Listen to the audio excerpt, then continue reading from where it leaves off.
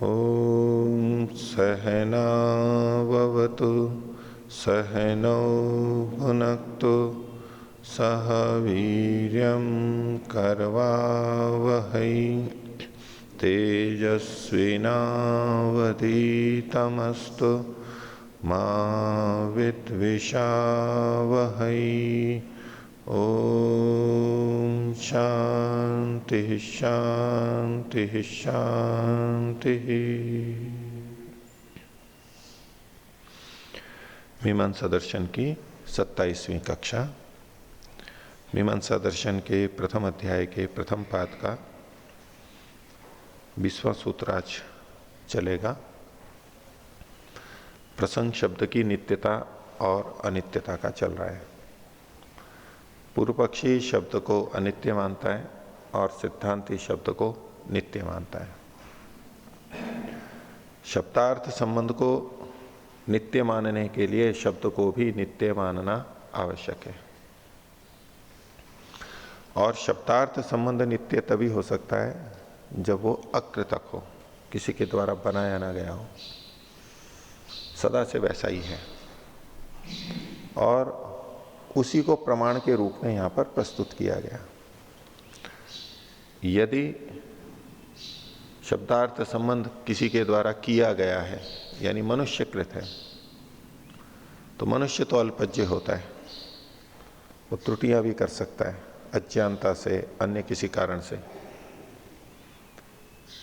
तो उसका अगर हम बोध करेंगे तो बिल्कुल ठीक जान पाए ये आवश्यक नहीं है, गलत भी हो सकता है। तो हमें तो प्रमाण के रूप में शब्द को जानना है, तो इसलिए अकृतक ही मानना होगा, अपौरुषेय शब्दार्थ संबंध मानना होगा। तो इस सारी पृष्ठभूमि में शब्द को नित्य सिद्ध करने के लिए पीछे कुछ बातें कही थी, अब भी आगे कहेंगे। तो शब्द को नित्य सिद्ध करने के लिए कुछ और हेतु तर्क सिद्धांति के द्वारा रखे जा रहे हैं। तो आज 20वें सूत्र से प्रारंभ करते हैं। 20वें सूत्र में कहा संख्या अभावात, संख्या का अभाव होने से, अर्थात जो शब्दों का हम उच्चारण करते हैं अनेक बार, ये तो प्रत्यक्ष सिद्ध है ही, हम बार बार बोलते हैं। तो बार बार बोले गए शब्दों में हम जब कथन करते हैं सामान्य भाषा में, तो उसमें संख्या नहीं होती है।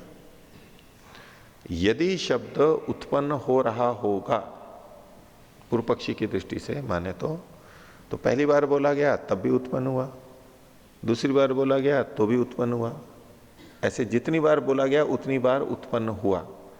तो जब कोई चीज अनेक बार उत्पन्न होती है तो उसके लिए जो कथन होगा वो है कि इतनी बार इतने शब्द हुए, और हर बार भिन्न भिन्न होंगे क्योंकि उत्पन्न हो रहे हैं, तो हर बार भिन्न भिन्न हो रहे हैं। तो उस समय हम क्या व्यवहार करते हैं, उसको आधार बना करके ये कहा गया है कि शब्द के संबंध में जब हम कथन करते हैं तो उसमें संख्या का अभाव होता है, संख्या का प्रयोग नहीं करते हैं। कैसे? तो भाष्य में कहा अष्टकृत्वो गो शब्द उच्चरिता इति वदंती। मान लीजिए 8 बार किसी ने गौ शब्द बोला,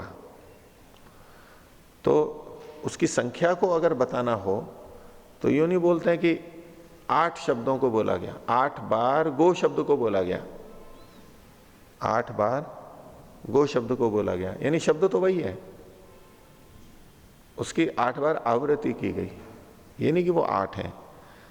न अष्टौ गो शब्द आई थी, अष्टौ गो शब्द, ये 8 गो शब्द हैं ऐसा नहीं बोला जाता है। 8 गो शब्द ये नहीं बोला जाता है, यानी उसमें भेद नहीं करते हैं।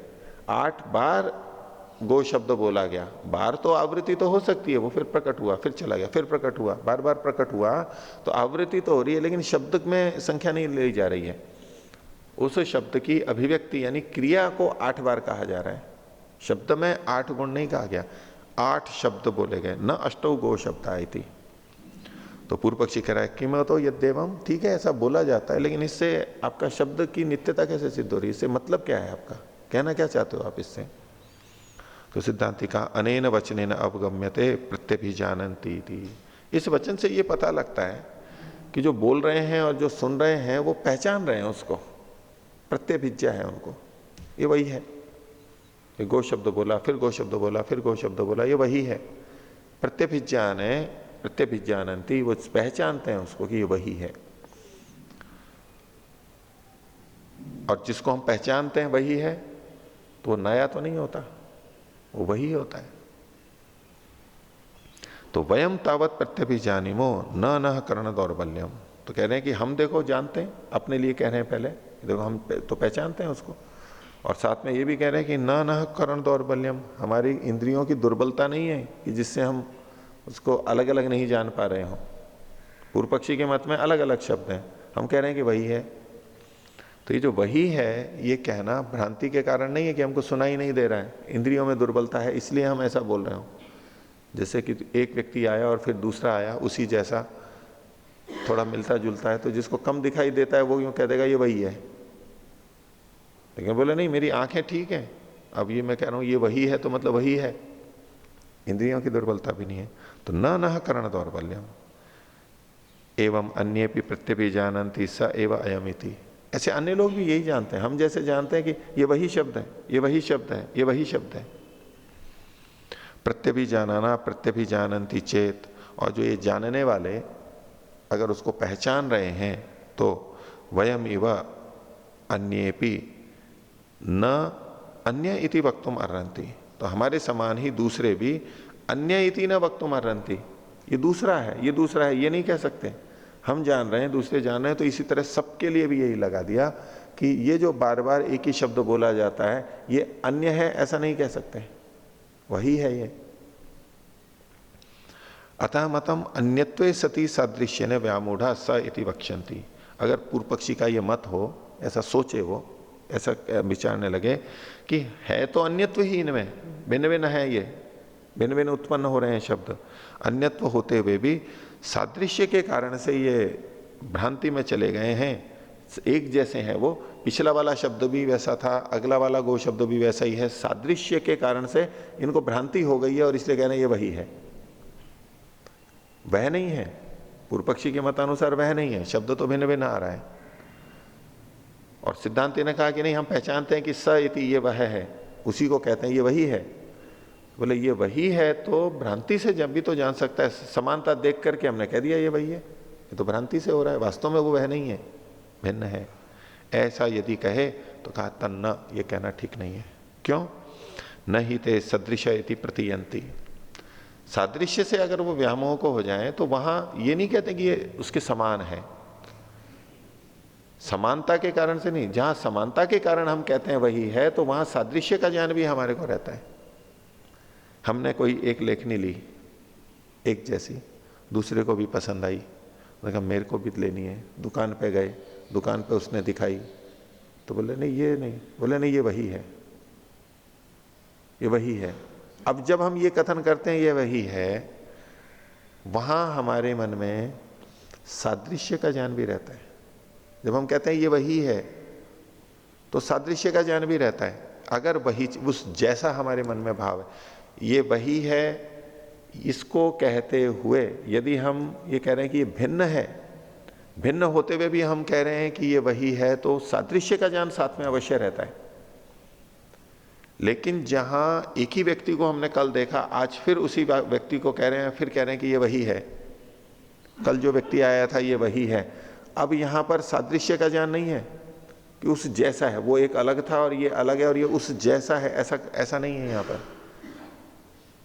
हम कह रहे ये नहीं, ये वही व्यक्ति है जो कल था, वही है। तो वही है, इसको भ्रांति से सादृश्य के कारण भी कोई कह सकता है। इन्होंने कहा कि भ्रांति तो तब हो या तो सादृश्य का तब हो, तो वही है कहते हुए सादृश्य का ज्ञान भी होता है, बोध होता है। लेकिन शब्द को जब हम कहते हैं कि इसने शब्द बोला, लेकिन वही शब्द बोला, उस जैसा बोला, ये साथ में हमारे को ज्ञान नहीं होता, सादृश्य का ज्ञान नहीं होता। किसी ने एक वाक्य बोला प्रशंसा का या निंदा का, दूसरे का बोल के दिखा, फिर एक बार और बोल के दिखा, अब बोल तो दिया पहली बार, अब क्या करें तो बोले एक बार और बोल के दिखा, मतलब वो उसको चुनौती दे रहा है, तो उसने फिर बोल दिया। तो ये नहीं आता कि उसने उस जैसा बोला है, वही बोला है, वही बोला है।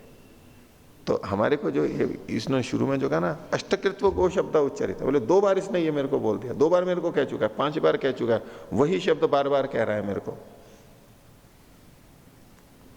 न कि उसके समान है। इस व्यवहार से हमें पता लगता है। तो तन्न न ही ते सदृश इति प्रतीयंती, सदृश इति न प्रतीयंती, ये वैसा है ये साथ में बोध नहीं होता है शब्दों को सुनते समय। तो किम तरही, तो बोले स एव अयम इति, ये वही है, ये बोध रहता है। और पीछे जो पूर्व पक्षी की बात को मानते हुए कहा था कि अथ मतम अन्यत्वे सति सादृश्य न व्यामूढ़ा स इति वदंती, अन्यत्वे सती सादृश्य न व्यामूढ़ा, अन्यत्व होते हुए भी सादृश्य से जो भ्रांति हो रही है, ये जो अगर पूर्व पक्षी कहे तो उस व्यामोह की बात का उत्तर यहां पर अब दे रहे हैं। बोले व्यामोह तो तब कहा जा सकता है, इसको कहा तो जा सकता है, कब? विदिते च स्फुटे अन्यत्वे व्यामोह इति गम्यते, ये व्यामोह है, ये भ्रांति है, ये कब जाना जाता है, कब कह सकते हैं?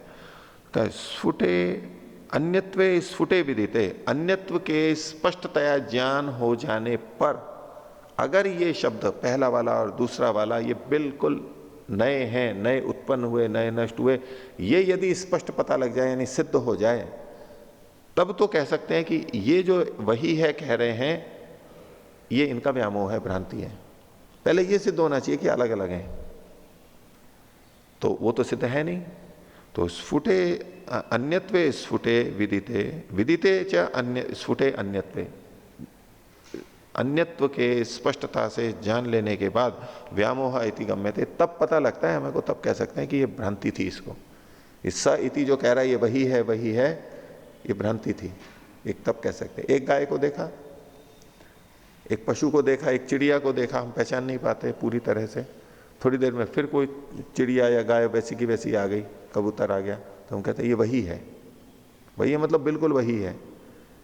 तो जब तक हमारे को ये जो वही है कथन है, ये व्यामोह या भ्रांति कब सिद्ध होगी? जब हमें पता लग जाएगा नहीं ये अलग है और वो अलग है, जब ये सिद्ध हो जाएगा तब कह सकते हैं कि ये जो आप कह रहे हो वही है, ये भ्रांति है, व्यामोह है। तो जब अन्यत्व स्फुट रूप से, प्रकट रूप से, स्पष्टता से ज्ञात हो जाता है, तब व्यामोह इति गम्यते। और किसी तरीके से व्यामोह नहीं कह सकते इसको। आगे न च अयम अन्य इति प्रत्यक्षम अन्यत्वा प्रमाणमस्ति, और ये न च अयम इति, ये दूसरा है। पीछे कहा ना अन्यत्वे स्फुटे विदिते, तो बस शब्द को के अन्यत्व का स्पष्ट पता कैसे लगेगा? ज्ञान तो प्रमाणों से ही होता है। तो न च अयम अन्य इति, ये अलग है, ये अन्य है, ऐसा प्रत्यक्षम अन्यत्वा प्रमाणमस्ति, इसमें न तो कोई प्रत्यक्ष प्रमाण है, न कोई और प्रमाण है। इसलिए स्फुट अन्यत्व पता नहीं है, तो जब कोई स एव कह रहा है तो ये व्यामोह नहीं कहा जा सकता। तो इसके बाद में पूर्व पक्षी उसको और कह रहा है, बोले अच्छा आपने इस तरह से कहा है तो इससे तो आपके पक्ष में यहां दोष आएगा दूसरी जगह। कैसे? तो बोले स्यादे तत्, ठीक है मान लिया थोड़ी देर के लिए हो जाए ऐसा जैसा आप कह रहे हो, जिस शैली से आप शब्द को नित्य सिद्ध कर रहे हो उस शैली से।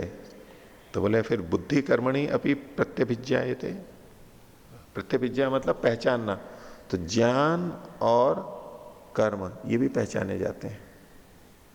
जैसे शब्द पहचाना जाता है गो शब्द, फिर दूसरा तीसरा गो शब्द, बोले ये वही गो शब्द है, ऐसे बुद्धि यानी ज्ञान भी पहचाना जाता है।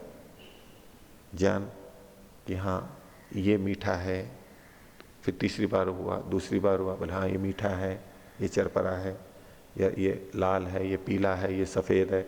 ये जो हमारे को अंदर जो ज्ञान होता है वही, तो एक ज्ञान हुआ फिर दूसरा ज्ञान हुआ, तो दूसरा ज्ञान जिस समय होता है वहां भी हम यही पहचानते हैं कि ये वही वाला ज्ञान है, जो उस समय हुआ था वही ज्ञान मेरे को अब हो रहा है। तो बुद्धि में यानी ज्ञान भी हमें पहचाना जाता है ये वही है। और कर्मणि अभी, कर्म में भी ऐसा होता है, एक ही कर्म को बार बार करेंगे, बोले ये वही है, ये वही है, ये वही है। जैसे कोई व्यायाम कर रहा है, बैठक लगा रहा है, दंड लगा रहा है, तो मान लो एक हुआ और फिर दूसरा हुआ, फिर तीसरा हुआ, कोई भी क्रिया बार बार है, भोजन करना है, तो वो ये वही है, वही है। कोई वस्त्र को बुन रहा है, वो उसको चला रहा है, कोई एक ही काम को बार बार कर रहा है, एक जैसा जैसे कर्मचारी लोग करते हैं, ये वही है वही है। उस कर्म के बारे में भी हमें वही प्रत्यभिज्ञा होती है जैसी शब्द के बारे में। तो बुद्धि कर्मणि अपि ते प्रत्यभिज्ञायते ते अपि नित्य प्राप्नुतः।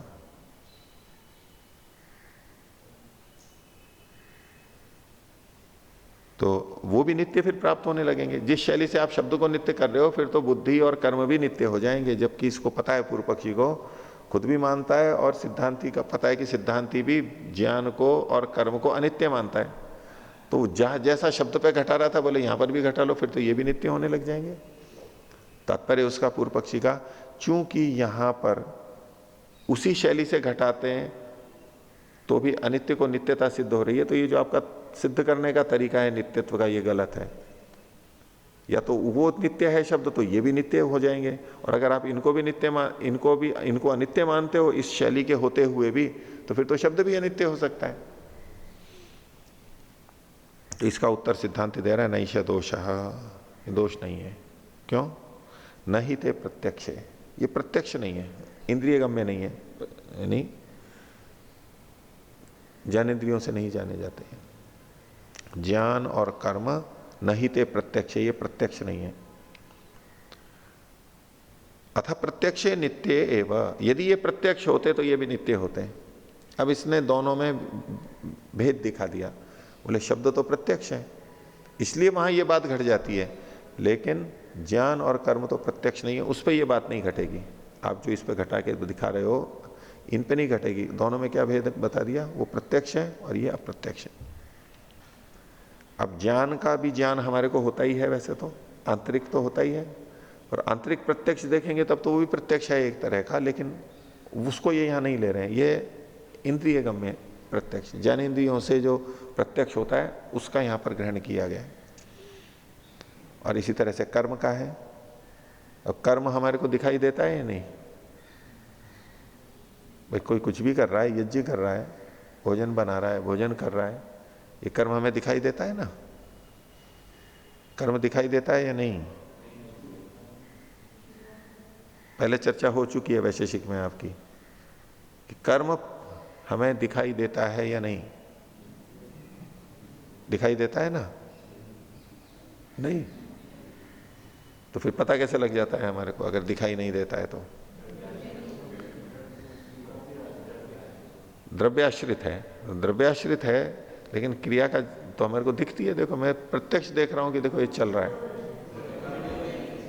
प्रत्यक्ष दिखाई दे रहा है कि ये घड़े को बना रहा है, तो ये इसको प्रत्यक्ष नहीं मानते। जो हमें प्रत्यक्ष दिखाई दे रहा है वो द्रव्यों में स्थानांतरण दिखाई दे रहा है। द्रव्य पहले ऐसे था फिर ऐसे हो गया, मिट्टी का लौंदा ऐसा था अब दीपक के रूप में आ गया है, उसके संभव विशेष ये हमें प्रत्यक्ष दिखाई दे रहा है। और उसके आधार पर वो मान लो घूम रही है, कोई चीज चल रही है, तो देशांतर प्राप्ति को देख करके हम शब्द का अनुमान करते हैं, कर्म का अनुमान करते हैं। तो दोनों दृष्टियों से देखा जाता है। कुछ इसको स्थूल रूप से जब बोल देते हैं तो कर्म को प्रत्यक्ष ही कहते हैं कि मेरे को प्रत्यक्ष हो रहा है, लेकिन तत्वतः यूं जाकर के विवेचना करते हैं तो कर्म यानी क्रिया प्रत्यक्ष नहीं है, उसको अप्रत्यक्ष माना जाता है। नहीं, आंख से दिखाई नहीं देती, और उसमें सैद्धांतिक स्थिति क्या है, क्यों नहीं दिखाई देती? क्यों नहीं दिखाई देती? न तो दिखाई देती और न उसमें कोई गंध हमारे को प्रतीति होती, न उसमें कोई रस हमें प्रतीत होता, न उसमें स्पर्श होता है, ठीक है, कोई शब्द भी नहीं, क्रिया में कुछ भी नहीं है। क्यों नहीं है? क्योंकि क्रिया गुण से रहित होती है, ये सिद्धांत है पीछे। गुण भी गुण से रहित होता है, गुण में दूसरा गुण नहीं होता। द्रव्य ही गुणवान होता है और द्रव्य ही क्रियावान होता है। जो न शब्द है जिसमें न गुण है न जिसमें कर्म है, वो या तो गुण होगा या क्रिया होगी। तो चूंकि क्रिया के अंदर शब्द स्पर्श रूप रस गंध ये गुण होते ही नहीं है, इसलिए उसका प्रत्यक्ष नहीं होता। प्रत्यक्ष उनका होगा जिनमें ये गुण मिलेंगे, नहीं तो नहीं होगा। तो इस दृष्टि से इन्होंने कहा न ही ते प्रत्यक्ष, ये बुद्धि और कर्म अप्रत्यक्ष। ज्ञान को भी हमने देखा नहीं है कभी। ज्ञान में, ज्ञान भी एक गुण है, ज्ञान भी एक गुण है, वैशेषिक की दृष्टि से तो गुण में गुण नहीं रहता है, ज्ञान में शब्द स्पर्श रूप रसगंध ये गुण नहीं मिलेंगे। तो अथा प्रत्यक्ष नित्य व, यदि ये प्रत्यक्ष होते तो ठीक है, मैं भी मान लेता कि ये नित्य है, जैसे कि शब्द को माना था। आगे कह रहे हैं ह्यस्तनस्य शब्दस्य विनाशाद अन्यो अद्यतन इति चेत। अगर पूर्व पक्षी कहे कि कल वाले शब्द के विनाश के बाद ये जो आज उत्पन्न हुआ ये तो अन्य ही है, वही कहां से हो गया? ये कल वाला जो बोला गया था वो तो नष्ट हो गया था, आज बोला जा रहा वो दूसरा है। तो नैष विनष्ट, बोले ये नष्ट नहीं हुआ। यथा एनम पुनरुपलभामहे, ये नष्ट थोड़ा हुआ था जो कि हम इसको फिर से बना रहे हैं, फिर से ले रहे हैं। क्यों? तो उसके लिए कह रहे हैं न ही प्रत्यक्ष दृष्टम मुहूर्तम अदृष्टवा पुनरुपलभ्यमानम प्रत्यभिजानन्ति विनष्टम परिकल्पयन्ति, प्रत्यभिजानन्तो विनष्टम परिकल्पयन्ति। एक उदाहरण दिया इन्होंने कि कोई किसी चीज को हमने प्रत्यक्ष देखा, प्रत्यक्ष दृष्टम द्रव्यम, इसको प्रत्यक्ष देखा हमने लेखनी को, और मुहूर्तम अदृष्टवा, एक मुहूर्त भर उसको नहीं देखा हमने, इधर उधर हो गया वो, या हम कहीं चले गए उस जगह से, पहले देखा और मुहूर्त भर हमने उसको नहीं देखा, और मुहूर्त भर के बाद में फिर देख लिया हमने उसको। तो मुहूर्तम अदृष्टवा पुनरुपलभ्यमानम प्रतिजानन्तो, और हम पहचान रहे हैं कि ये वही है, न विनष्टम परिकल्पयन्ति, हम ये नहीं कहते हैं कि ये जब नहीं दिख रहा था तो नष्ट हो गया और अब फिर से दिख रहा है यानी फिर से आ गया है। जैसे पुस्तक में जो लिखावट होती है, पुस्तक को जब हम बंद कर देते हैं तो दिखती नहीं है, कुछ मिनट तक, कुछ घंटों तक हमें दिखाई नहीं देती, लेकिन फिर खोलते हैं फिर आ जाती है। तो बीच में क्या हो गया था? नष्ट हो गई थी। यदि होते लिखावट तो दिखाई दे जाती है, दिखाई नहीं दे रही है, इससे पता लगा कि नष्ट हो गई, फिर से उत्पन्न हो जाती है। तो हम बोले ऐसा नहीं कह सकते, अगर उत्पन्न हो रही है तो उत्पन्न होने का कारण बताना पड़ेगा, ऐसे कैसे उत्पन्न हो गई है ये? तो बोले नहीं, कारण तो है यहां पर, जब जब पुस्तक खोलते हैं, खोलना हेतु है, खोलने के बाद में दिखने लगता है, नहीं तो नहीं दिखता। तो बोले खोलने से बाद में दिखता है, तो खोलना तो आपका एक जैसा हो रहा है, अलग अलग पृष्ठ पे अलग अलग कैसे आ रहा है ये? कारण भेद से कार्य भेद होगा ना। अगर अलग अलग दिखाई दे रहा है तो या तो खोलना एक जैसा है, आप खोलने में भेद बताओ ना आपका, कि जब ऐसा खोलते हैं तो ऐसा लिखा हुआ आता है, ऐसा खोलते हैं तो ऐसा लिखा हुआ आता है और कुछ नहीं तो आपको बिना छपी हुई पुस्तक दे देते हैं। अब आप कह रहे हो कि खोलने से होता है तो ऐसा खोलो, तो आपको वहां पर आ जाना चाहिए फिर वहां पर, तो कारण तो कुछ दिख ही नहीं रहा है। तो इससे हमें पता लगता है कि ये उत्पन्न नहीं हो रहा है। हमें कोई चीज पहले दिखाई दी और अब नहीं दिखाई दे रही है, फिर दिखाई दे रही है, इतने मात्र से हम ये नहीं कह देते कि ये नष्ट हो रही है। हाँ, कुछ चीजें नष्ट हो जाती हैं, उस जैसी दूसरी आ जाती है, वहां भी घटता है, लेकिन मात्र इस आधार पे कि अब हमें अनुभव में नहीं आ रही है और कुछ समय बाद में अगले दिन वो अनुभव में आ रही है, इसलिए ये नष्ट होने वाली है, इतने मात्र से सिद्ध नहीं होते। ये तो दोनों तरह से देखा जाता है, अनेकांतिक किया है इसको, व्यभिचारी बनाया पूर्व पक्षी की बात को। तो न ही प्रत्यक्ष दृष्टम मुहूर्तम अदृष्टवा पुनरुपलभ्यमानम प्रतिजानन्तः, उसको पहचानते हुए विनष्टम इति परिकल्पयन्ति, जो उसको पहचान रहे हैं वो ये नहीं सोचते कि नष्ट हो गया था। आगे परिकल्पयन्तो द्वितीय संदर्शने मातरी जायायाम पितरी वा न आश्वस्यु, और यदि परिकल्पयंत, अगर कोई ऐसी परिकल्पना करें भी कि नष्ट होकर के फिर हुआ है, फिर नया आया है, तो फिर द्वितीय बार देखने में, द्वितीय संदर्शन, दूसरी बार हमने उसको अच्छी तरह देखा, किसको? परिचितों का नाम बोल दिया, अपनी माता को, अपनी पत्नी को, अपने पिता को, तो बोले उस पर फिर विश्वास नहीं होगा। हमें इन पे क्यों विश्वास हो जाता है? क्योंकि हमें पता रहता है कि ये वही है, हम जान चुके हैं इनको, इनके स्वभाव को, हमें विश्वास है कि भाई ये हमारे को विष मिला हुआ भोजन नहीं देंगे, हमें विश्वास है, हम उनसे व्यवहार कर लेते हैं। नहीं तो क्या पता, अनजान व्यक्ति के में तो आशंका होती है, या और भी चीजों का हमें को विश्वास होता है। तो अगर हम ये कल्पना करें कि एक चीज दिख रही थी, फिर नहीं दिख रही थी, फिर आ रही है, और फिर वो नहीं है, तो फिर विश्वास नहीं हो सकता। पर हमें विश्वास होता है, इससे पता लगता है कि ये वही है, दूसरा नहीं है।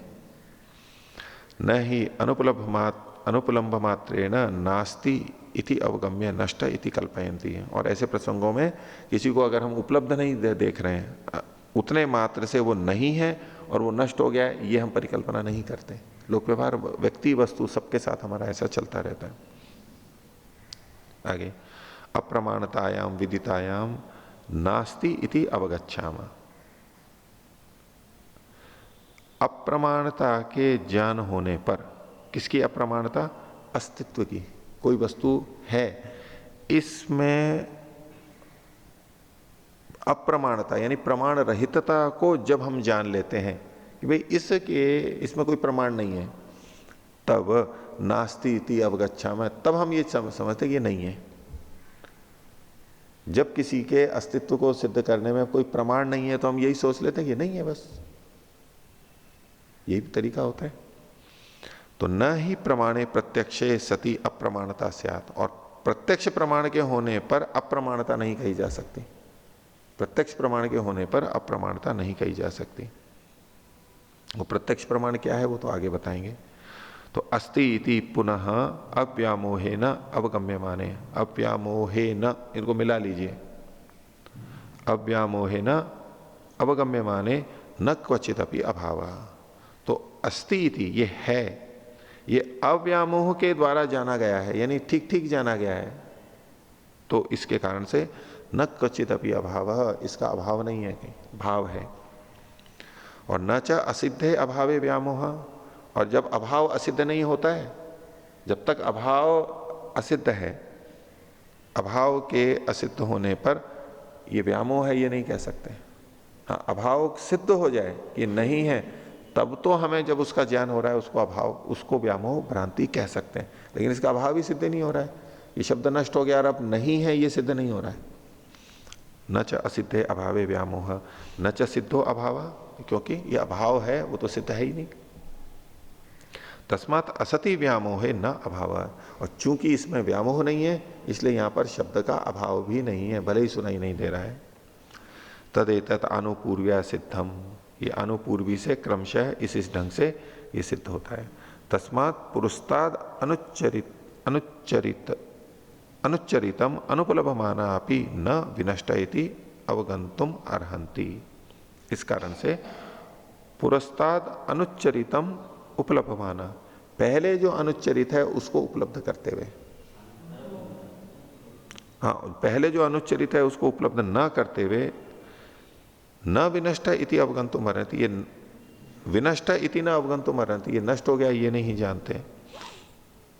कि पहले जब हमारे को वो शब्द सुनाई देता है, उससे पहले का जो काल है उस समय अगर कोई शब्द सुनाई नहीं दे रहा है और वो हमें उपलब्ध नहीं हो रहा है तो वो नष्ट हो गया है, ऐसा हम नहीं जानते।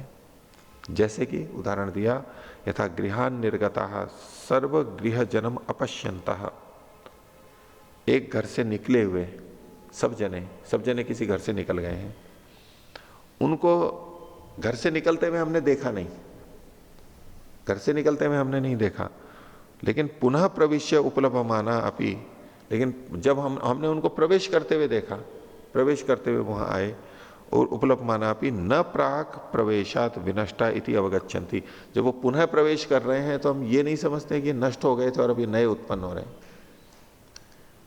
हम किसी के घर गए, घर में बैठे हैं,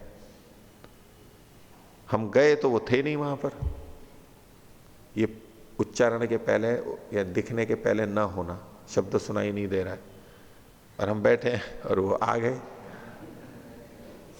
तो पहले अनुपलब्ध थे और अब उपलब्ध हो गए, दिख रहे हैं हमारे को, तो उससे हम ये अर्थ लगाते हैं क्या कि ये उत्पन्न होकर के आ रहे हैं। अनुपलब्ध थे इसलिए वो नष्ट थे, ऐसा कोई निर्णय निकाल सकते हैं? नहीं निकाल सकते। नहीं कि पूर्व पक्षी यही तो कहेगा कि भाई शब्द नष्ट हो गया, कैसे पता लगा? उपलब्ध नहीं हो रहा है, इसके अलावा और क्या हेतु है उसका? यही तो है ना। तो बोले कोई चीज अनुपलब्ध हो रही है तो वो नष्ट है, इसमें कोई व्याप्ति नहीं है जिसके आधार पे आप अपनी बात को सिद्ध कर रहे हो। ये तो अनैकांतिक है, होते हुए भी अनुपलब्ध होते हैं कहीं और जगह होने से, और नष्ट हुआ है वो भी अनुपलब्ध होता है, तो ये कोई आपका हेतु नहीं है, इससे सिद्ध नहीं होता है। तो किसी घर से यथा गृहान निर्गता सर्व गृह जन्म अपश्यंतः पुनः प्रविश्य उपलभमाना अपि न प्राक प्रवेशात विनष्टा इति अवगच्छन्ति, तो प्रवेश से पहले वो नष्ट थे ऐसा नहीं जानते। तद्वद एनम अपि न अन्य इति न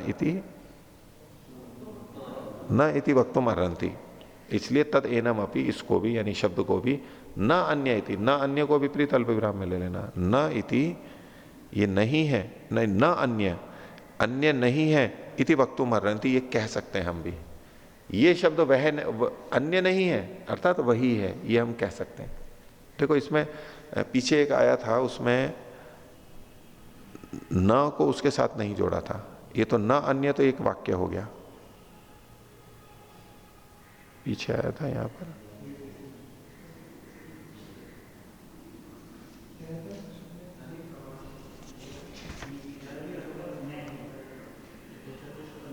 तिहत्तर में, हाँ हाँ, ये जो है ना, वयम इव अन्येपि न अन्य इति, यहां पर जो इति से द्योतित है वो न अन्य पूरा नहीं है, केवल अन्य है, अन्य इति ना, ऐसा बोलना होगा हमारे को। और यहां पर न अन्य इति, यहां पर न अन्य, विपरीत अल्प विराम ऐसे लगा लीजिए, वहां केवल अन्य में लगाइए 73वें पृष्ठ पे, और 75वें में न अन्य के ऊपर लगाएंगे। शब्द को हम न अन्य, शब्द के बारे में हम कह रहे हैं कि ये अन्य नहीं है, जैसे घर में जो प्रवेश किए थे उनको कह रहे हैं ये दूसरे नहीं है, नए उत्पन्न होके नहीं आ गए, ये वही है, ऐसे ही शब्द भी ये अन्य नहीं है, ऐसा कह सकते हैं। और ये भी सर्वेशम भावानाम प्रतिक्षणम विनाशम अभिपगच्छन्ति, जो नाश मानते हैं शब्द को ही नहीं, हर वस्तु का, तो जो सब भावों का प्रतिक्षण विनाश को, जो सब भावों के, सत्तात्मक चीजों के प्रतिक्षण विनाश को स्वीकार करते हैं, हर क्षण नष्ट होते रहते हैं क्षणिकवादियों का, तेपि न शक्नुवन्ति शब्दस्य वदितुम, वे भी शब्द के बारे में ये नहीं कह सकते कि ये नष्ट हो गया है, नष्ट हो गया है अध्ययन करेंगे, वो भी नहीं बोल सकते।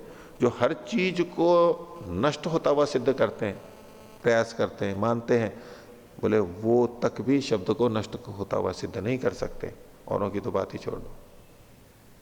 एक कथन है, तेपि न शक्नुवन्ति शब्दस्य वदितुम, क्यों? अच्छा, वो किसी को नाश कहते हैं तो नाश कैसे पता लगता है कि उनको ये हर क्षण नष्ट हो रही है चीज? उनकी परिकल्पना, शक्तिनंदन जी आप जो पूछ रहे थे, ये इनको कैसे पता लगता है क्षणिकवादियों को कि ये नष्ट होता है? उनका अपना तर्क है, हेतु है जो यहां प्रस्तुत करने। अंते ही क्षय दर्शना ते मन्यन्ते, क्या मन्यन्ते? विनाशम मन्यन्ते, अंत में क्षय होता है वस्तु का। एक वस्त्र या घड़ा है, बना है घड़ा, कुछ 2, 4, 5, 10, 20, 50 साल के बाद में क्षीण हो जाता है। मकान है 150 साल में या 200 साल में, जितना जिसका है वो क्षीण हो जाता है। अंत में क्षय देखने से पता लगता है कि इसके कण जो थे, परमाणु थे, वो भी नष्ट उत्पन्न नष्ट हो रहे थे। अंत में देख करके, अंते ही क्षय दर्शनात् ते मन्यन्ते। अब इसके लिए वो कह रहे हैं न च शब्द से अंतो न च क्षयो लक्ष्यते, लेकिन शब्द का अंत और शब्द का क्षय नहीं देखा जाता है। शब्द उपलब्ध नहीं हो रहा है इतने मात्र से तो उसका नाश मानना नहीं है, वो पीछे कह ही चुके, बोले वो तो व्यभिचरित है। बोले शब्द का नाश देखा है किसी ने, या क्षय देखा है क्या? नहीं। घड़े का नाश देखा है? घड़े का क्षय देखा है?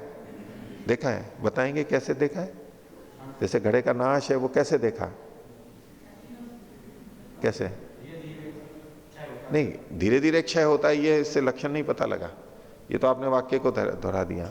वो क्षय का क्या मतलब है? आप कह रहे हो कि मैंने घड़े का क्षय देखा, मैंने घड़े का नाश देखा, तो क्या देखा? क्षय मतलब क्या देखा वो बताओ। क्षय मतलब क्या देखा? हाथ खड़ा करेंगे। परिवर्तन देखा, उसमें परिवर्तन देखा। और नाश देखा मतलब? नाश देखा मतलब वो टूटा हुआ रहेगा, बिखर जाएगा, उसके अवयवों में विभाजन हो जाएगा, ऐसे ही तो नाश देखते हैं। ठीक है, उसके कुछ कुछ कण खिरने लग गए मतलब धीरे धीरे अलग होने लग गए, थोड़े से, तो कहते हैं इसमें क्षय हो गया है, क्षय होना शुरू हो गया ना, और नष्ट हो गया पूरा। तो बोले शब्द का क्षय और नाश देखा है? क्षय का एक शब्द का नाश देखा है क्या? और यूं कह देते हैं भाई शब्द सुना ही नहीं दे रहा इसलिए नष्ट हो गया। बोले ये तो सुनाई नहीं दे रहा है, ये तो फिर व्यभिचरित होता है, वो होते हुए भी सुनाई नहीं दे रहा है, या नष्ट हो गया इसलिए सुनाई नहीं दे रहा है, ये तो फिर व्यभिचरित होगा। दो पक्ष बनेंगे। आपने नाश देखा है क्या शब्द का? देखा है? नहीं। क्षय देखा है? नहीं देखा। जिस समय में, अब यूं कहते हैं कि दूर, शब्द दूर जाता जाता है, जाता जाता है, जाता जाता है, वो क्षीण होता हुआ हमारे को कमजोर हो जाता है, तो बोले देखो हमने उसका क्षय देखा है। नहीं, वो तो अलग अलग शब्द है, पूर्व पक्षी के मत में नहीं बनेगा ये। जो शब्द बोला गया और धीरे धीरे धीरे धीरे कम होता जा रहा है दूर, इसको कोई कह सकता है कि क्षय हो रहा है? बोले ये नहीं, क्योंकि पूर्व पक्षी के मत में तो क्षय कब हुआ था? उसी क्षण में। एक उत्पन्न हुआ, नष्ट हुआ, फिर उत्पन्न हुआ, फिर नष्ट हुआ। ये जो नाश हो रहा है, जिसको नाश को कह रहे हैं, ये नाश यहां दिखाई देता है कुछ क्षय क्षीण होता हुआ या नष्ट होता हुआ? हाँ, परंपरा से जब दूसरा दूसरा उत्पन्न हो रहा है, दूसरा का अभिव्यक्त हो रहा है, उसमें चूंकि वेग कम होता चला जाता है, इसलिए शब्द मंद पड़ता जाता है, उसको हम क्षीण क्यों ना कहते हैं। लेकिन वो तो पूर्व पक्षी की दृष्टि में नए नए शब्द हैं, और सिद्धांति भी अपने पक्ष में देगा कि ये जो अभिव्यक्ति हो रही है शब्द की आगे आगे आगे, चूंकि वेग कम है, संयोग विभाग क्षीण होता जा रहा है, इसलिए उसकी अभिव्यक्ति भी कम होती जा रही है। लेकिन जहां आप नाश कह रहे हो, एक शब्द उत्पन्न हुआ और नष्ट हुआ, तो नष्ट होने से पहले क्षीण भी तो होगा कुछ वो, या एकदम ही मर जाएगा, एकदम ही नष्ट हो जाएगा? कोई चीज नष्ट हो रही है तो थोड़ी कमजोर तो पड़ेगी, पहले क्षय भी तो होगा उसमें। तो बोले शब्द का क्षय या नाश दिखाई देता है क्या आपको? उपलब्ध नहीं होता है। तो इसलिए कहा न च शब्द से अंतो न च क्षयो लक्ष्यते, शब्द का अंत और क्षय लक्षित नहीं होता, पता नहीं लगता है। और स इति प्रत्यक्ष प्रत्यय, ये बात हो गई पूरी। अब दूसरी पीछे वाली बात को जोड़ते हुए कह रहे हैं कि स इति जब हम कहते हैं ये वही शब्द है, ये कौन सा प्रमाण है? बोले प्रत्यक्ष प्रत्यय। ये जो ज्ञान हो रहा है, प्रमाण नहीं, ये जो ज्ञान हो रहा है ये प्रत्यक्ष ज्ञान है, स इति वही है। और सदृश इति जब हम कहते हैं कि ये उस जैसा है, ये ज्ञान कौन सा हुआ? आनुमानिक ज्ञान हुआ। कैसे अनुमान हुआ? बोले हम कह रहे हैं ये बिल्कुल वैसा ही है, भाई जैसा ये है वैसा ये है, तो ये तो प्रत्यक्ष ही तो हो रहा है, अनुमानिक कैसे हुआ? ये ऐसा और ये भी वैसा ही, ये गाय भी ऐसी, ये गाय भी ऐसी, ये जो हमें ज्ञान हो रहा है ये तो प्रत्यक्ष होता है ना। हम दो चीजों की समानता देखें, ये कपड़ा भी वही है, ये कपड़ा भी वही है, ये रंग भी वही है, ये रंग भी वही है, हमें प्रत्यक्ष ज्ञान होता है ना। लेकिन उन्होंने क्या कहा? सदृश इति प्रत्यय, ये प्रत्यक्ष नहीं है, ये आनुमानिक है। कैसे आनुमानिक है? क्योंकि प्रत्यक्ष तो हमने इसको देखा, इसका ज्ञान पहुंच गया, इसको देखा, इसका ज्ञान पहुंच गया। नेत्र ने तो यही किया। या कपड़े को देखा हमने, ये भी कपड़ा ऐसा ही है, कागज को देखा, ये भी ऐसा ही है, ये भी ऐसा ही है। अब इससे दोनों का संकेत हमारे अंदर चला गया, बस। सदृशता का ज्ञान इस इंद्रिय ने नहीं करा है, ये प्रत्यक्ष नहीं है, ज्ञानेन्द्रियों से नहीं पता लग रहा है प्रत्यक्ष का, सादृश्य का। ज्ञानेन्द्रियों से सादृश्य का पता नहीं लग रहा है, ये भी सूचना गई, ये भी सूचना गई। अब अंदर हमें पता लग रहा है कि ये वही चीज है या वैसी ही है। अंदर दोनों की तुलना हुई। हम यहां तुलना करते हैं कि देखो ये मैच करते हैं, मिलाते हैं, देखो ये भी वही रंग है और ये भी, हाँ ये वही चीज है, यही कागज है। तो हमें यूं लगता है कि जैसे हम इसका प्रत्यक्ष कर रहे हैं। भाई यहां तो हम केवल उसको और इसको हमने यहां एक के ऊपर एक रख दिया, पास में रख दिया, और उसका केवल ज्ञान जा रहा है, प्रत्यक्ष तो नहीं हुआ, आनुमानिक है। तो बोले स इति प्रत्यक्ष प्रत्यय, जब हम कहते हैं ये शब्द है वही, ये तो प्रत्यक्ष हो रहा है। और जो सादृश्य ज्ञान है ये तो आनुमानिक है, प्रत्यक्ष के बाद में होता है ये अंदर। इति आनुमानिक, सदृश इति आनुमानिक है। और न च प्रत्यक्ष विरुद्धम अनुमानम उदेति, जो अनुमान है वो प्रत्यक्ष के विरुद्ध तो उग भी नहीं सकता है, उभर भी नहीं सकता है। अनुमान वो अनुमान ही नहीं है जो प्रत्यक्ष के विपरीत चला जाए, तो प्रत्यक्ष के अनुकूल ही होना चाहिए, और यहाँ विपरीत जा रहा है। सादृश्य ज्ञान देखेंगे तो लगेगा शब्द नष्ट हुआ हुआ है, वो नया नया उत्पन्न हो रहा है। और वही ज्ञान देखेंगे ये वही है, तो वो तो नष्ट नहीं हुआ है। तो दोनों परस्पर विपरीत ज्ञान हो गए, प्रत्यक्ष और अनुमान का, या प्रत्यक्ष और अनुमान का। तो ऐसा अनुमान तो उठ ही नहीं सकता, उभर ही नहीं सकता जो प्रत्यक्ष के विपरीत हो। न च प्रत्यक्ष विरुद्धम अनुमानम उदेति स्वकार्यम व साधयति, और वो ऐसा अनुमान अपनी बात को सिद्ध भी नहीं कर सकता, जना भी सिद्ध नहीं, प्रमाण तो सिद्ध करेगा बात को, सत्य तो सत्य भी नहीं सिद्ध कर सकता। तस्मात् अनित्य, नहीं तस्मात् नित्य, इसलिए शब्द अनित्य है। ठीक है, बोलिए। यहाँ पर जो सिद्धांती ने जो व्याप्ति बनाई है कि जो जो प्रत्यक्ष होगा वो नित्य होगा, तो ये ऐसा नहीं कह रहे हैं, इसी ये तरह से थोड़ा बताया कहा ना, है। नहीं, क्योंकि शब्द हमें प्रत्यक्ष है इसलिए वो नित्य है। ये उनकी ये व्याप्ति नहीं है कि जिस जिसका प्रत्यक्ष होता है वो नित्य होता है, ये नहीं कह रहे हैं। पूरी पृष्ठभूमि के अंदर देखते हुए इन्होंने कहा जैसे कि बुद्धि और कर्म ये तो प्रत्यक्ष नहीं है, ये तो अनुमित है, वहां नहीं घटेगा। और स इति ये जो हम ज्ञान कर रहे हैं, क्योंकि यहां देखो बलाबल देखा गया है, दो प्रमाण हमारे सामने उपस्थित हो गए, दोनों से अलग अलग निर्णय जा रहे हैं। प्रत्यक्ष से ये वही है ये बोध हुआ, अनुमान से ये उस जैसा है ये बोध हुआ, दोनों बोध हो रहे हैं। तो मीमांसा जो ये निर्णय करता है बलाबल का कि ये ठीक है या वो ठीक है, तो अब दो प्रमाणों में अगर तुलना करनी होगी तो प्रत्यक्ष प्रमाण ही प्रबल माना जाएगा, दूसरा तो खंडित हो जाएगा। भले ही उससे हमें लग रहा है कि ये सादृश्य का ज्ञान हो रहा है, पर वो तुलना में घट जाएगा, बलाबल की बात है। जैसे कि हम ऋषिकृत वचन और वेद का वचन, प्रमाण दोनों है, जैसे प्रत्यक्ष और अनुमान दोनों प्रमाण है, दोनों प्रमाण है, लेकिन अगर ऋषि का वचन, ऋषिकृत ग्रंथ का वचन वेद के वचन से विपरीत जा रहा है, अब यहां बलाबल देखते हैं, वेद का वचन ही मान्य होगा, ऋषि का वचन मान्य नहीं होगा। भले ही अन्य जगह प्रमाण है, अनुमान भले ही अन्य जगह प्रमाण है प्रमाण भी, लेकिन जहां प्रत्यक्ष के विपरीत जा रहा है तो अब वो मान्य नहीं होगा। तो वहां निर्णय किसके आधार पर, जो अधिक बलवान है उसके आधार पर निर्णय होगा, उस शैली से यहां पर कहा जा रहा है। आगे देखिए, सिद्धांती अपनी बात को और कह रहा है, अनपेक्षत्वात्, बोले जो विनाश है इसके लिए जो अपेक्षित ज्ञान होना चाहिए वो हमारे को नहीं मिलता है।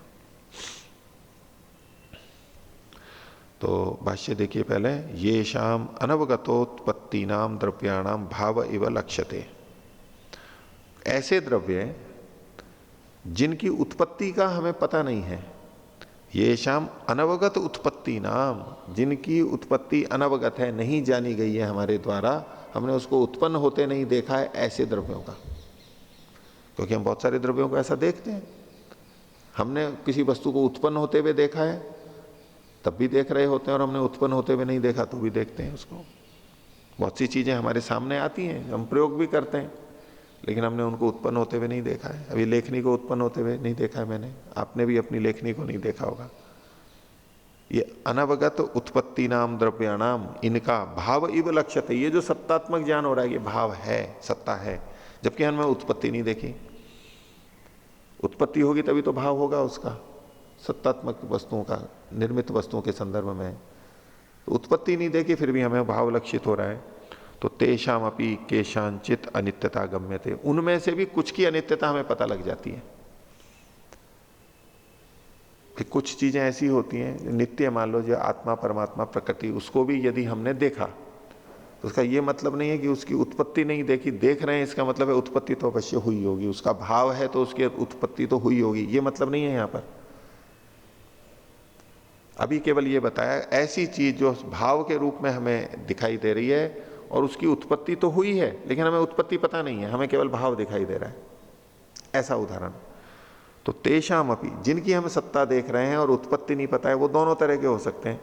कुछ ऐसे होंगे जिनकी उत्पत्ति हुई होगी और इसलिए भाव है, और कुछ ऐसे होंगे जिनकी उत्पत्ति नहीं हुई फिर भी भाव है, दोनों तरह के हो सकते हैं। तो इसलिए इन्होंने कहा तेषाम अपि, उनमें से भी केशांचित अनित्यता गम्यते, कुछ की ही अनित्यता पता लगती है हमें, सबकी अनित्यता नहीं पता लगेगी। उत्पत्ति किसी की भी नहीं देखी है, केवल सत्ता देख रहे हैं, इतने मात्र से सबकी अनित्यता पता नहीं लगती, कुछ ही की लगती है। क्यों? ये शाम विनाश कारणम उपलभ्यते, जिनके विनाश का कारण उपलब्ध होता है उनकी हम अनित्यता मान लेंगे, लेकिन हर किसी की कि ये दिखाई दे रहा है, उत्पत्ति हमें पता नहीं है, तो बोले सब अनित्य है, ऐसा नहीं कह सकते। तो भले ही उत्पत्ति नहीं देखी हो हमने, लेकिन यदि विनाश का हमें पता लग रहा है उसका, ये नष्ट हो सकती है या होती है, तो उत्पत्ति का भी हमें पता लग जाता है, उस अनुमान से हम पता कर लेते हैं। उदाहरण दे रहे हैं, यथा अभिनवम पटम दृष्टवा, जैसे बिल्कुल नया कपड़ा आया है, कपड़े को बुनते हुए तो हमने देखा नहीं, बनते हुए तो देखा नहीं। न चैनम क्रियमाणम उपलब्धवान, एनम मतलब इस एनम पटम, इस पट को क्रियमाणम, जब वो किया जा रहा था उसको हमने जाना नहीं है, जिस समय बन रहा था देखा नहीं है। अथवा अनित्यत्वम अवगच्छति रूपमेव दृष्टवा, अब लेकिन फिर भी वो उसके अनित्यत्व को जान लेता है ना, नया कपड़ा है, उत्पत्ति देखी नहीं, और फिर भी ये कह लेते हैं कि ये अनित्य है, एक दिन नष्ट होने वाला है। कैसे? उसके रूप को देख करके, रूपमेव दृष्टवा। रूप क्या देखा उसका? कि तंतु व्यतिशंग जनितो अयम, ये जो वस्त्र है ये तंतुओं के संयोग से बना हुआ है, ये हमें दिख रहा है। अभी नया कपड़ा है और हमें लगा कि इसमें तंतुओं का जोड़ है, अनेक तंतु मिले हुए हैं, तंतुओं का व्यतिशंग हमने देखा। तो तंतु व्यतिशंग विनाशात, तंतु विनाशात वा विनश्यति इति अवगच्छति, तो ये जो तंतुओं का संयोग है ये यदि हट जाए इसमें से तो ये वस्त्र भी हट जाएगा।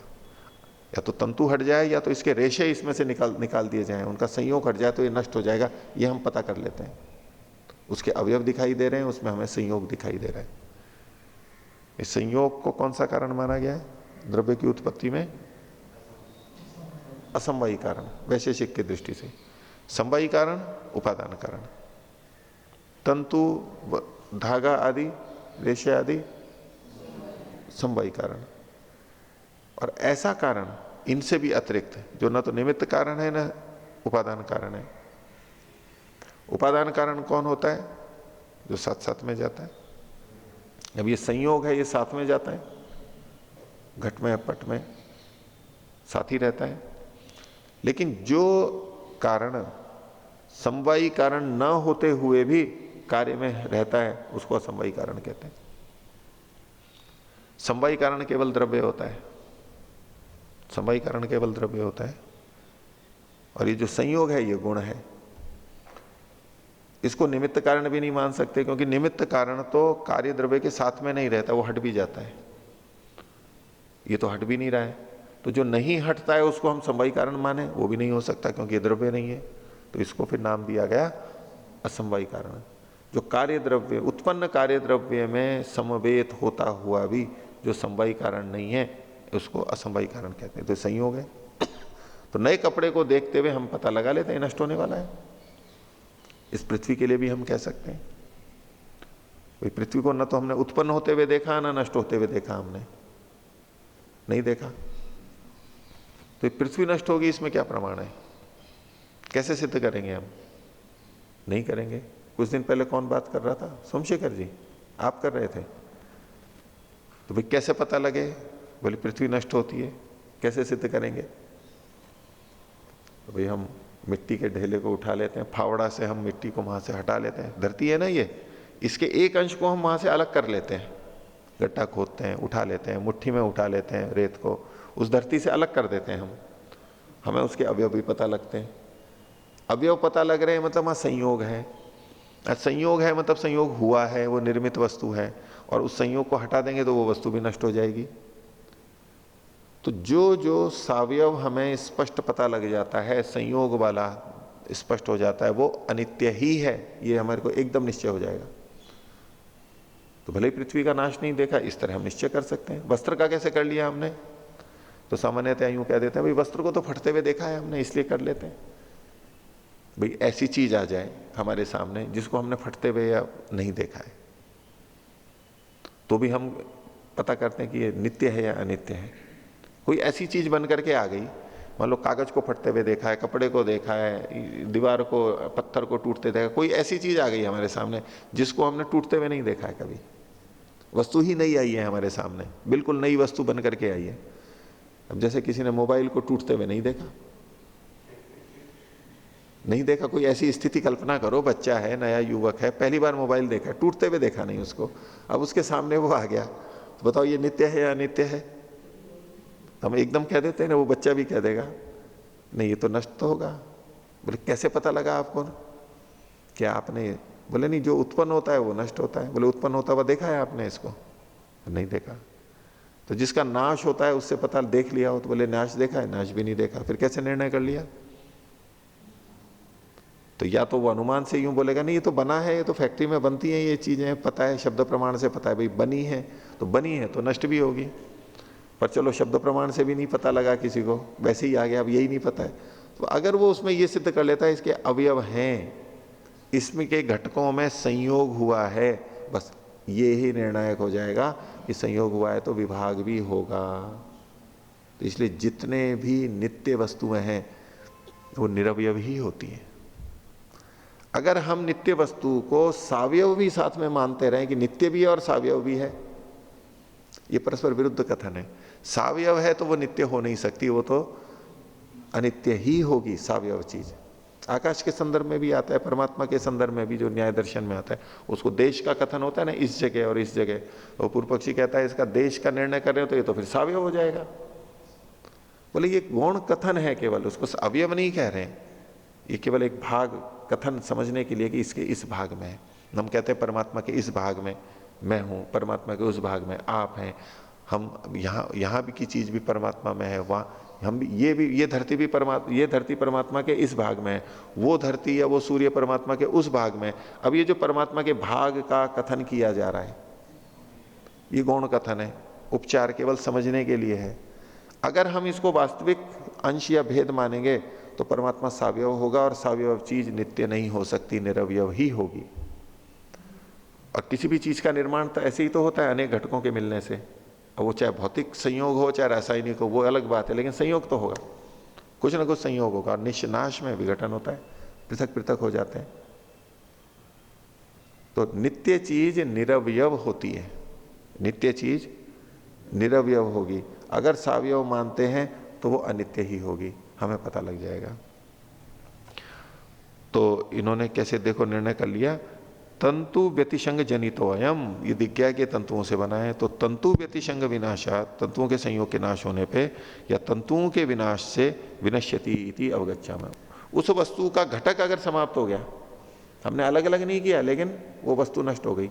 एक कोई चीज लकड़ी से बनी हुई है, उसके अनेक अवयव हैं, या तो हम अवयवों को अलग अलग कर देंगे तो भी वो नष्ट कही जाएगी, अथवा जो उसके अवयव हैं वो लकड़ियां जला दी हमने, लकड़ियां जला दी तो फिर वो नष्ट हो जाएगा। तो तंतु विनाश से या तंतु के व्यतिशंग को, संयोग को अलग करने से विनश्यति थी। नैवम शब्द से किंचित कारणम अवगम्यते, यद विनाशात विनंक्षति इति अवगम्यते। शब्द का कोई ऐसा कारण नजर नहीं आ रहा है कि शब्द के कोई अवयव हमारे को दिखाई दे रहे हो और वो अलग हो रहे हो, संयोग अलग हो रहा हो या उसका कुछ नाश हो रहा हो, ऐसा कुछ हमें पता नहीं लग रहा कि जिसके नाश होने पे शब्द का नाश माना जाए। तो अनपेक्षत्वात्, इसके विनाश से संबंधित जो ज्ञान होता है वो हमें होता नहीं है, इससे पता लगता है कि शब्द नित्य है। बोलिए। ओम। आचार्य जी, आपने कहा कि नित्य वस्तु निरवय होते हैं, नित्य वस्तु निरवय होते हैं, निरवयव है, हाँ। तो पर प्रकृति को कहा जाता है कि इसमें सत्व रजतम की समयावस्था है और सत्व रजतम के कण होते हैं। हाँ, प्रकृति तो ये एक संज्ञा मात्र है, प्रकृति एक संज्ञा है, तो प्रकृति से मतलब वहां पर वो सत्व स्तंभ के कण है। अब जो सत्व स्तंभ के कण है वो निरवयव है, कण निरवय। सत्व स्तंभ के कण, प्रत्येक सत्व, प्रत्येक रज और प्रत्येक तम, इनके जो कण है ये निरवयव है। मूल तत्व है ये, मूल तत्व जो निर्माण, सृष्टि के निर्माण में हो सकता है वो सबसे अंतिम द्रव्य है, उसके फिर और टुकड़े नहीं हो सकते, और जिसके टुकड़े नहीं हो सकते वही नित्य कहलाएगा। आचार्य जी, जो जैसे सत्व के कण हैं तो सभी कण मिल करके सत्व कहे जाएंगे या एक कण? जाति में तो अगर सत्व बोलेंगे तो सभी कणों का ग्रहण हो जाएगा। अब व्यक्ति में कहेंगे तो प्रत्येक कण भी सत्व है, ये भी सत्व है, ये भी सत्व है, ये भी सत्व है। गो शब्द से समस्त गो जाति का भी ग्रहण होता है, और गो शब्द से किसी व्यक्ति गो का भी ग्रहण होता है। पर यदि सभी कण को हम सत्व के रूप में ग्रहण करेंगे तब तो उसे अवयव वाला मानना पड़ेगा। नहीं, ये जाति में है कथन, वहां जाति का कथन होता है, और जाति तो वैसे भी निरवयव है, भेद नहीं है, तो उसके अनेक कण हैं, इससे ये नहीं कह सकते कि ये सावयव है। सावयव आप तब कहेंगे जहां कोई एक नया अवयवी बना हुआ हो, एक नया कार्य द्रव्य उत्पन्न हुआ हो, तब कह सकते हैं कि ये एक है और इसके ये घटक हैं। जैसे कि संसार की बनी हुई वस्तुएं, ये भी त्रिगुणात्मक हैं। अब इनके लिए कह सकते हैं कि इसमें सत्वर स्तंभ हैं, अवयव हैं, इसलिए ये अनित्य है। लेकिन सत्वर स्तंभ के लिए ऐसा नहीं कहा जा सकता, वो निरवय है। हाँ ओम। आचार्य जी, तो ये सत्वरज स्तंभ ये भी तो प्रकृति के अवयव माने जाएंगे जी? नहीं, इसको प्रकृति के अवयव भी कहेंगे तो गौण कहेंगे, क्योंकि वहां प्रकृति नाम का कोई कार्य द्रव्य उत्पन्न नहीं हुआ है। यदि हम ये इस कथन में माने कि प्रकृति सत्वर स्तंभ से बनी है, ये अगर हम कथन कर रहे हैं, और बनी है का मतलब बनी है ये हम मन के अंदर लेकर के चलते हैं ज्ञान में, कि प्रकृति सत्वर स्तंभ से बनी है, तो प्रकृति नित्य नहीं होगी, अनित्य हो जाएगी। जब हमें पता है कि ईश्वर जीव प्रकृति इन तीन को नित्य कहा गया है, प्रकृति को नित्य कहा गया है, तो अब वहां पर हम ये बनी हुई चीज जो प्रकृति है वो कथन गौण भले ही बोल दें, इनको तत्वतः हमें नहीं मानना होगा। बनी है बोलते ही तो वो तो नित्य नहीं रहेगी, अनित्यता आ जाएगी। सत्वर स्तंभ की साम्यावस्था को प्रकृति नाम से कहा जाता है। अगर प्रकृति क्या है, अब कल्पना करते हैं प्रकृति कोई एक चीज है जैसे बनी, ऐसा नहीं। ये सत्वर स्तंभ के जितने भी कण हैं उन सब के समूह की एक प्रकृति संज्ञा है। अब जब हम कहेंगे निरवयव, तो सत्वर स्तंभ ये सारे निरवयव हैं। इनमें तीनों की संज्ञा माननी पड़ेगी इसको प्रकृति? हाँ, एक एक की भी कह सकते हैं, गौण रूप से भी कथन कर सकते हैं, पूरे की तो है ही प्रकृति। अब जैसे गांव है, व्याकरण में तो ये उदाहरण आते ही रहते हैं इस तरह के, कि गांव है, मान लो एक गांव का नाम है, तो उससे पूरा गांव लक्षित होता है या एक अंश लक्षित होता है?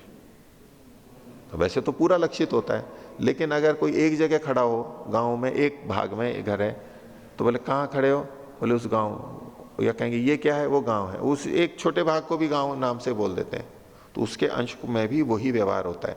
तो यद्यपि सबका नाम प्रकृति है, उसका जो एक एक भाग है उसको भी आप प्रकृति के नाम से कह सकते हैं, कोई आपत्ति नहीं है। लेकिन वो है तो निरवयव ही, बनी नहीं है। तो जिस वस्तु की उत्पत्ति हमने नहीं देखी लेकिन उसकी सत्ता हमें पता लग रही है, और उसमें हमें संयोग दिखाई दे रहा है उसके अवयवों में, तो संयोग है तो संयोग हट भी सकता है। संयोग है मतलब कभी ना कभी बना है, कैसे भी हम उसका वियोग कर सकें या ना कर सकें, लेकिन कभी ना कभी कैसे कहे ना कैसे हो सकता है। तो अभी हम उसको अनित्य कह सकते हैं, नष्ट होने वाला कह सकते हैं। और जिसका वियोग हम कर देते हैं, हमें पता लगता है कि वियोग हो रहा है, वो तो नष्ट होने वाली होगी ही वो वस्तु। ठीक है, तो आज का पाठ इतना ही रखते हैं। प्रणव।